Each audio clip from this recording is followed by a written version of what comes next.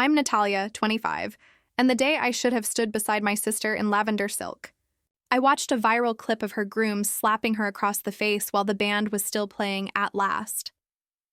I wasn't invited to the wedding. I wasn't supposed to be anywhere near it. But when the video hit 1 million views before midnight and the comments turned into a storm, my phone lit up with the same people who told me to stay out of it. The truth? I never planned to ruin my sister's wedding. I planned to save her.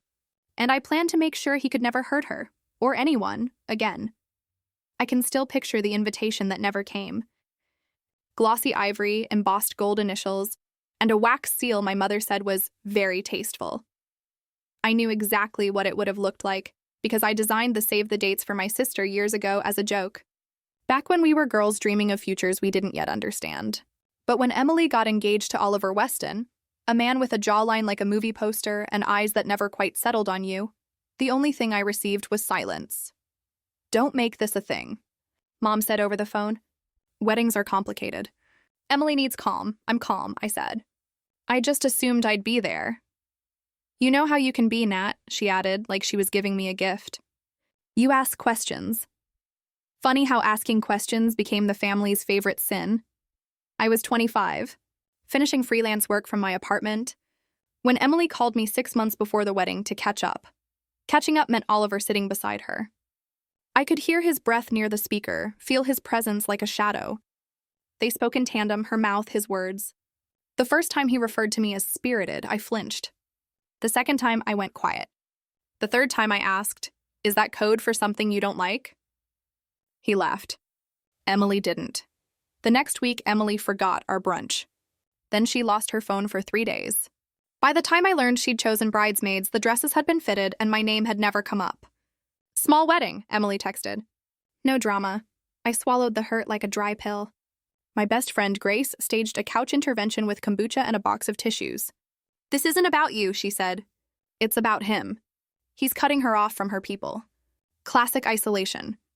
Grace worked at a women's shelter 3 nights a week. She'd seen things. She said control doesn't always look like bruises. Sometimes it looks like passwords and slow erasures. Who you follow, who you see, what you say, where you go. I hated the word. It felt like reaching for a fire alarm when you can only smell smoke. But the more I paid attention, the more the smoke burned. At a family dinner, my last one before the engagement party I wasn't invited to, Oliver corrected Emily's story about how we used to sneak out and stargaze at the pier. You were 15, he said, turning to my parents, smiling. Irresponsible, right? God, we were kids, Emily giggled, then glanced at him for approval. The way you glance at the weather before you leave the house. After dessert, I watched him place his hand on the small of her back like he was steering a boat. It was gentle. It was possessive. It made my teeth ache. 2 months later, the group chat that once held photos of dresses and cakes became a cold archive. No pings, no updates, no address. When I finally asked Emily directly, she replied, Oliver thinks you're too negative. We need good energy. That night I stared at my ceiling and remembered the summer she fell into a river when we were 9 and 11, the current dragging her under. I threw myself in after her without thinking. That's what sisters do. We jump. We drag each other to shore, coughing and furious and alive. So I started to ask different questions. If asking questions had become my sin, I might as well be thorough. First, I looked up Oliver's name. Just curiosity, just to scratch the itch. His LinkedIn was a gleaming list of tech firms and conference photos where he posed like a prince beside glossy banners. But a quiet forum thread mentioned he'd left Freytech abruptly after a sensitive internal matter. No details, no dates. The kind of smoke that disappears when you reach for it. Then there was a woman on Instagram, Sophie Caldwell, tagged at the same rooftop bar Oliver liked, the one with the kelp martinis. In one photo, Sophie's hand brushed a watch I recognized on Oliver's wrist. I wouldn't have noticed it if I hadn't seen the same watch on him a dozen times. In the caption she wrote, "Mistaken choices make beautiful lessons." Liked by Oliver Weston months before he met Emily, and then unliked. The internet still remembers what we try to forget. I scrolled until my eyes blurred. There was another thing, a small GoFundMe from 3 years ago in Sophie's name, raising money to move apartments. The reason, urgent safety. No names, no story. Just urgency. What are you doing up? Grace asked me, padding from my bedroom to the couch at 2 a.m. "Looking for oxygen," I said, and showed her the watch, the unliked heart, the fundraiser. Grace's face didn't change. "You should talk to her."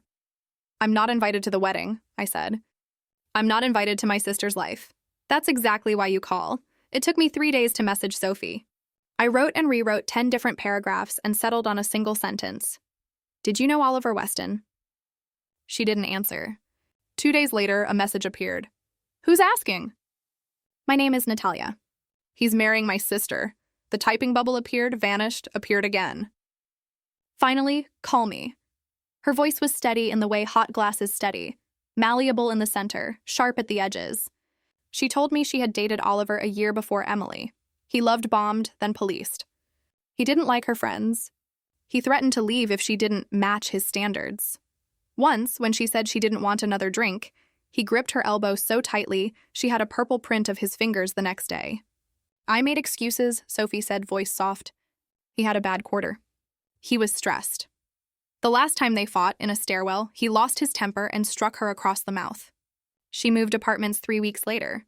She never reported him. She did, however, keep the text messages he sent in the aftermath.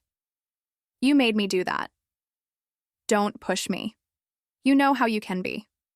I closed my eyes. That last line felt like a line my mother had used on me. Except in our family, it was a sigh, not a threat. "I can send you screenshots," Sophie said. "But what are you going to do with them?" "He's slippery. He'll cry. He'll call you dramatic. He'll say you're jealous." "I don't know yet," I said.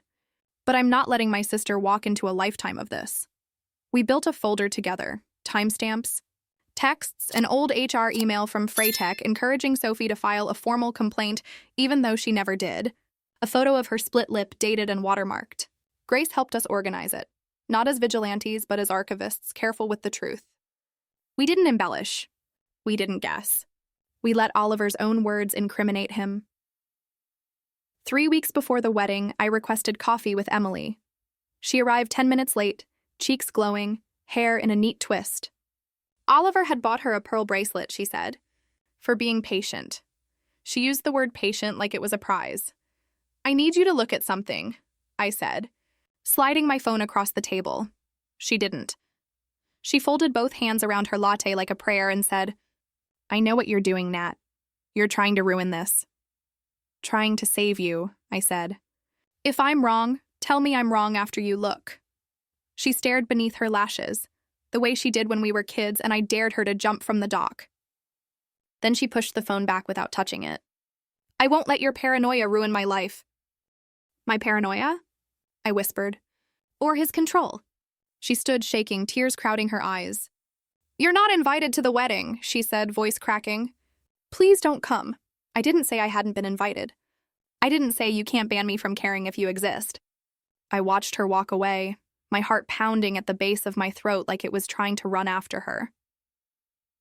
Grace put a hand on my shoulder. "Okay," she said. "So we pivot. What does that mean?" "It means," Grace said, "we plan for the moment she realizes. We don't force it.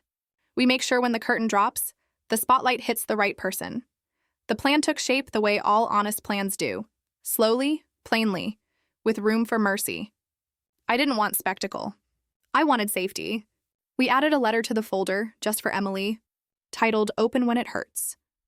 Inside, we told the truth, that we loved her, that we'd help her leave, that leaving is not failing, that we would never say "I told you so." We listed resources, numbers, a spare room at my place, a bag of clothes in my hall closet with her name on it. A ritual Grace swore made it easier to step out the door. Sophie, who owed Oliver nothing, volunteered the final piece. "If he hurts her, I'll go public," she said. "Not with humiliation, but with facts. I'm not hiding anymore. I didn't ask her to do that. I didn't want her to relive anything. But I understood. We are never as alone as abusers teach us to be." The wedding day arrived as if it were any other Saturday. Sunshine like a dare, clouds strolling the sky. The venue was a renovated cider mill with ivy and string lights, the kind of place where everything looks soft in photographs. I knew because I looked it up online, imagining Emily moving through those rooms like a dream she'd always had. I didn't go. I wouldn't have gone even if I had been invited. My presence would have been a war. I wanted a rescue. At 6:12 p.m., 1 hour into the reception, my phone buzzed with a message from our cousin Chloe, who worked part-time for the catering company and had been on the fence about telling me anything. She texted me a single line. Something's off. Chloe said Oliver had been drinking, the smile on his face too wide, the laugh a little sharp. She'd seen him pull Emily aside twice, whispering, "I'm coming," I typed, then erased it. My plan was not to crash. My plan was to be ready. At 6:28 p.m., the first video appeared online. Not from Chloe. From a stranger at a nearby table who thought it was wild that the groom had lost it during the speech. The clip was 32 seconds. In it, Emily stood weeping quietly while the best man toasted. Oliver leaned in, said something we couldn't hear, and when she shook her head, he threw his hand across her cheek, a sharp flash of movement against fairy lights. Gasps, a chair scraping. The band still playing because musicians keep time even when the world stops. My hands went numb. Grace's face went white. "Now," she said. "Send it." Sophie posted her statement, simple, measured, devastating. She described the pattern, named the venue, dated her photos, included screenshots of his messages, and redacted nothing except her address. She didn't ask the internet to dox him. She asked it to believe women. She linked to the folder, which included one new item: open when it hurts. We had made it accessible only to Emily's email. Grace hit send on an email to my parents. Help her. Do not shield him. And I sent Chloe a message. Find Emily. Put this in her hand. It was a printed copy of the letter, folded into an envelope sealed with my initials. While the clip collected views and the comments shifted from gawking to rage, my mother called me for the first time in weeks. "What did you do?" she demanded, voice trembling. "What did he do?" I replied. "Where is Emily?" Zippers and shouting rustled through the line. Dad's voice in the background saying, "We need to get her out of here." Mom broke and said, "The police are here. The venue has a policy. They're asking him to leave." Then her voice softened into a child's. "Natalia, she asked for you." I didn't run red lights getting there. I floated through them. When I reached the cider mill, the parking lot was a theater of hazard lights and dresses hiked above ankles. The air smelled like apples and panic. Security guided guests out in quiet lines. I slipped past a group of bridesmaids with mascara tears and found Chloe, who grabbed my hand like I was the last rung of a ladder. "She's in the bridal suite," she whispered. "Aunt Diana's with her." My mother looked small when I walked in, finally smaller than the decisions she had made. She stepped aside. And there was Emily on a velvet ottoman, pearl bracelet snapped, cheek blooming into crimson. When she saw me, she broke like a wave. I gathered her in, breathing her shampoo, the old childhood scent of lemon and river water. "I'm sorry," she sobbed into my shoulder. "I'm so sorry. You don't owe me an apology," I said. "You owe yourself an escape." She pulled back and blinked at me. Did you know?" "I knew enough to be scared," I said. "I brought you something." I handed her the letter. As she read, her face did that thing faces do when truth meets bone. It steadied. "You packed a bag?" she asked, startled, when she reached the line about clothes. "It's in my car," I said. "Do you want it?" "Yes," she whispered. "I don't want to go home with Mom and Dad. If it's okay, I want to go with you." "Always," I said. Police spoke to her gently. A female officer, Officer Reed, asked if she wanted to file a report. Emily nodded, then shook her head, then nodded again. The human heart changes its mind as it remembers how much it deserves. "Tonight we get you safe," Officer Reed said. "Tomorrow we talk options." Oliver was no longer on the property. He had left furious, a flurry of threats about lawyers and defamation. Outside, the internet swarmed, but inside the suite, time slowed to the rhythm of my sister's breathing. We changed her into jeans and my oversized hoodie. We left through a side door, not sneaky, just quiet. At my apartment, Grace had already set out tea and soft towels and a toothbrush in the guest bathroom. She hugged Emily with a look I recognized, the look of someone who knows the steps to this dance and wishes she had never learned them. We didn't look at our phones until midnight. When we did, an ocean had moved. Oliver's tech firm had placed him on leave, pending serious allegations. Freytech's old thread resurfaced under the clip, testimony from a woman who said he had punched a hole in a wall during a meeting. The best man, cowardly, suddenly brave under pressure from public opinion, posted that he'd always worried about Oliver's temper. Sophie's post had been shared 40,000 times. The comments were a chorus: "We see you. We believe you. Get out. I expected to feel victorious." Revenge is supposed to taste like sugar, but it tasted like salt, like the sea you swallow when you drag someone to shore. The next morning, our parents arrived with bagels and apologies in their eyes. Dad cried in the kitchen, wiping at his face like it was a problem to solve with a wrench. "I should have listened," he said. Mom, who had spent a lifetime smoothing messes until the floor disappeared beneath the carpet, said, "He told us you were jealous. He said you didn't want Emily to be happy." She looked at me like she was seeing a map she'd misread. "I'm sorry, Natalia." I wanted to ask her why my caution had sounded like rebellion to her while his confidence had sounded like truth. I wanted to ask her why women have to bleed to be believed. Instead, I hugged her, and she sobbed into my hair the way I had cried into Emily's. The days that followed were logistics. Lawyers, a restraining order, statements, therapy appointments, bad dreams, Grace's pasta. Emily slept on my couch for a week and then in my bed when the nights made her shake. She watched the video once in full, then never again. She decided she would file a report. She wrote to Sophie, thanking her for bravery she hadn't known she needed. Sophie wrote back, "You saved me too. Oliver tried to call from unknown numbers. He sent flowers to my building and emails titled Misunderstanding and Let's Talk. He went on social media live once, red-eyed and pious, explaining he had made a mistake because emotions were high. His PR firm released a statement about healing. The internet, for once, did not forget the woman at the center of the story. Every time he spoke, someone replied with the clip, with Sophie's screenshots, with the police case number. Facts have a way of holding the door closed. Emily, who had always shrunk herself to fit the room, began to expand. She started wearing her hair down again. She went back to work, where her boss tucked a note in her drawer. Paid time off if you need it. She took long walks with Grace. She laughed at memes. She cried at commercials. She threw out the pearl bracelet and kept the clasp as a reminder that nothing pretty is worth your peace. 2 months later, Oliver pleaded guilty to a misdemeanor assault charge. He agreed to mandated counseling and probation. He lost his position at the firm he thought would always protect him. He would move eventually to a new city where he'd pretend to be someone else. But the internet never forgets, and neither do women who learn the shape of their freedom. The night Emily signed the final papers to annul the marriage, our state allowed it under certain conditions, she cooked dinner in my tiny kitchen. She made lemon chicken and roasted potatoes like our grandma used to, the apartment smelling like childhood and second chances. We ate at my wobbly table while rain tapped the windows. "I keep replaying the day you asked me to look at your phone," she said, voice full of the kind of remorse that doesn't poison you. "It purifies you, and I keep hearing myself refusing. I thought I was protecting my life, but I was protecting his control. You were surviving," I said. "That's not a crime." She reached across the table, took my hand, and squeezed. "Thank you for packing a bag with my name on it," she whispered. "Anytime," I said. "Always." We didn't talk about revenge that night. Not out loud.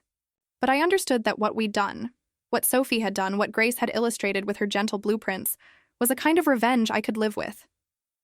Not spectacle, not humiliation for sport, accountability, safety, memory. The kind of revenge that says, you cannot remake reality to suit your violence. The kind that builds a door and writes a woman's name on it and leaves it open. A week later, Emily asked if she could post her own story, not the video, not the slap, not the drama, just a photo of her walking across a park at golden hour, her caption simple, "I'm okay. If you're not, there's help." She linked the shelter where Grace volunteered. She included a note, "To the sister who kept asking questions. Thank you. Our family is messier now. More honest, too. Mom is in a support group for parents who miss the signs. I went with her once and watched her absorb women's stories like they were maps of where not to drive in a storm. Dad learned how to sit with discomfort without grabbing a tool to fix it. He texts me pictures of our dog from childhood with captions like, 'She'd be proud you kept the pack together.' As for me, I started sleeping again. I designed invitations for a living now, ironic maybe. I decorate other people's beginnings, sealing them in wax, wishing them gentleness. I've learned that a beautiful beginning is only ever a promise. It's the daily work, the respect, the listening, that keeps the promise honest. Emily and I celebrated our new tradition on what would have been her 6-month anniversary. We went to the pier at night and lay on our backs, staring up at the sky. The stars didn't look like they used to when we were kids. They looked closer. "What would you have done if the video never went viral?" she asked. "I don't know," I said truthfully. "Maybe nothing. Maybe something smaller. Maybe I would have waited longer than I should have. But I would have kept the bag packed. I would have kept the door open. I would have kept asking questions," she laughed softly. "You really are impossible." "You know. Spirited," I corrected, and we both grinned. Because sometimes the words used to hurt you can become the words that make you strong. I still get messages from strangers who think I ruined a man's life. I don't respond. I don't owe them the mathematics of survival. If they force me, I say, he ruined his own life the second he mistook love for possession. Revenge wasn't the video, or the posts, or the loss of his job. Revenge was Emily's laugh returning to her mouth. Revenge was Sophie sleeping through the night. Revenge was my mother learning that calm doesn't mean silence. Revenge was the truth breathing in daylight and refusing to go back to the basement. And if you ask me how it felt, watching that clip for the first time, the slap catching her jaw while the fairy lights glowed, it felt like drowning again, the river swallowing the sky. But then it felt like being 9 years old and remembering how to swim, how to kick, how to pull my sister to the surface. I wasn't invited to the wedding. I was invited to the aftermath. It turns out that's where the real vows live anyway. Promises we make after the music stops, after the guests go home, when it's just you and the truth and the people who won't let you sink. If this story hit home, or if you believe the truth should always outlast the lies, like, subscribe, and share this video. Your support helps more people find courage, clarity, and community. And if you or someone you love needs help, check the resources in the description. You're not alone.